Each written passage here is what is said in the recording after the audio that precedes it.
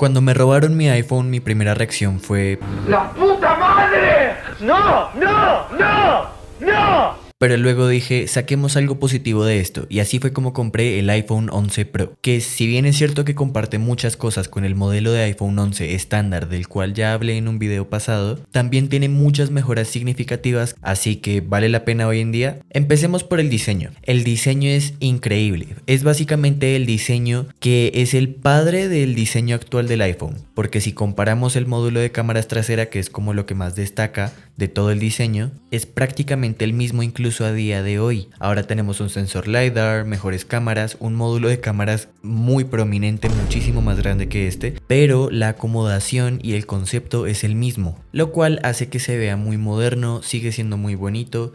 Ya luego cuando los ves en persona te das cuenta de la diferencia abismal que hay en tamaño, y los materiales son geniales. Tenemos la parte trasera de vidrio, pero con este texturizado que hace que se deslice menos en la mano, que es como mate. Me gusta bastante, aparte de que no se le quedan tanto las huellas como al vidrio normal, y todo el marco es hecho de acero, que a ese sí se le quedan bastante las huellas, pero me parece que es muy bonito. Es ligeramente más pequeño que el iPhone 11 estándar, porque en esta época el modelo Pro básico tenía una pantalla de 5,8 pulgadas, lo cual sí lo hace un poco más pequeño. No me pareció un gran problema, ya que si bien es cierto que la pantalla es más pequeña, el propio tamaño del dispositivo es casi idéntico al del iPhone 12, así que sí, la pantalla es más pequeña y el cuerpo también, lo cual lo hace sentir mucho más cómodo en la mano que el iPhone 11 normal sin funda, eso sí. Pero ya que uno de sus principales factores diferenciales es el módulo de cámaras trasero, pues ¿qué tal las cámaras? Son básicamente las mismas que las del iPhone 11, o sea, la calidad es igual. La gran diferencia es que tenemos un lente extra, que es el lente telefoto. Este lente te da zoom óptico. Cuando tú haces zoom en un iPhone 11, por ejemplo, que no tiene esta cámara, lo que estás haciendo es simplemente recortar una imagen. Mientras que cuando tienes un lente con zoom óptico, en este caso de 2 aumentos, pues es un lente que ya físicamente está hecho para capturar con ese zoom, entonces no pierdes calidad. Ahora, ¿es muy útil? Debo admitir que no tanto, porque por software muchas veces el iPhone es el que decide si toma de verdad las fotos con esta cámara o si recorta digitalmente el lente principal.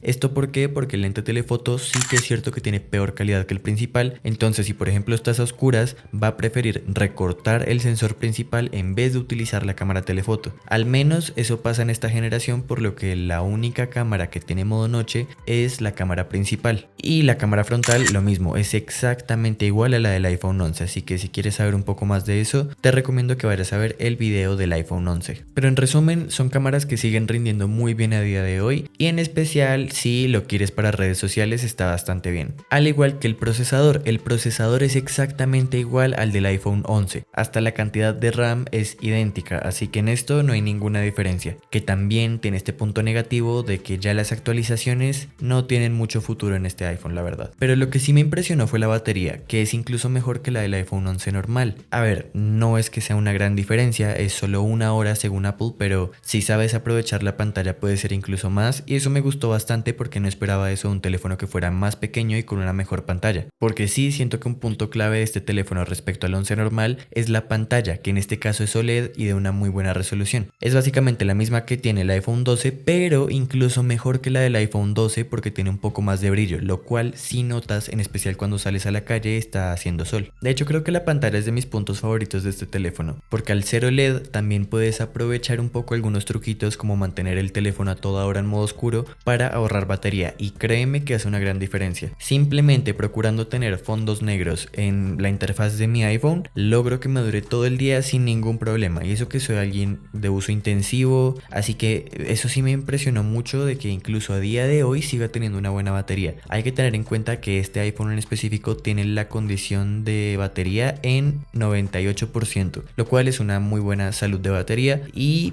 puede no ser algo muy común si compras uno usado o algo por el estilo que tenga menos de eso. Ahí sí puede que el rendimiento no sea tan bueno, porque me alcanza para el día, pero no es que llegue sobrado. lado. Y en realidad en esta época no hay muchas más diferencias respecto al modelo base, como si pasa hoy que tienen hasta procesadores distintos, pero entonces ¿vale la pena? Pues bien, debo confesar que no. Por lo general vas a encontrar este iPhone alrededor de unos 400, 500 dólares, lo cual es un precio alto sinceramente. Bueno, esto basándome en que son los precios en los que oscilan tanto el 11 Pro como el 11 Pro Max. Esto depende mucho de almacenamientos, condiciones, por lo que ya no son iPhones nuevos, pero en general aún así me parece un precio alto aunque estuvieras comprando el 11 Pro Max. Siento que realmente es mucho más lógico irte por un iPhone 12, del cual ya hablé también. En mi caso, el iPhone 11 Pro, en las páginas en las que yo suelo comprar, estaba ligeramente más barato que el iPhone 12 reacondicionado. No mucho, alrededor de unos 40, 50 dólares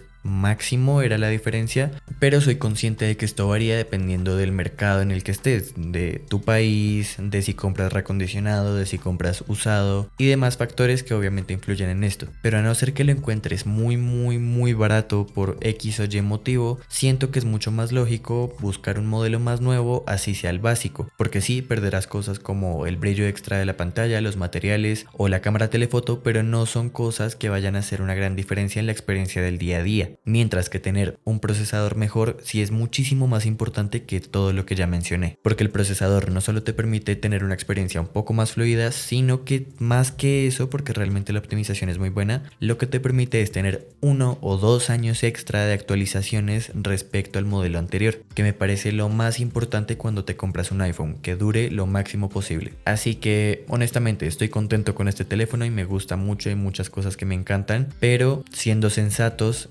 no es una buena compra a día de hoy. Igual si quieres saber un poco más del iPhone 12, ya tengo un video en mi canal hablando sobre él y contándote todas sus ventajas y desventajas. Pero bueno, ese fue el video de hoy, espero que les haya gustado, den like, suscríbanse, síganme en mis redes sociales, Instagram y TikTok y nos vemos en el próximo video. Adiós.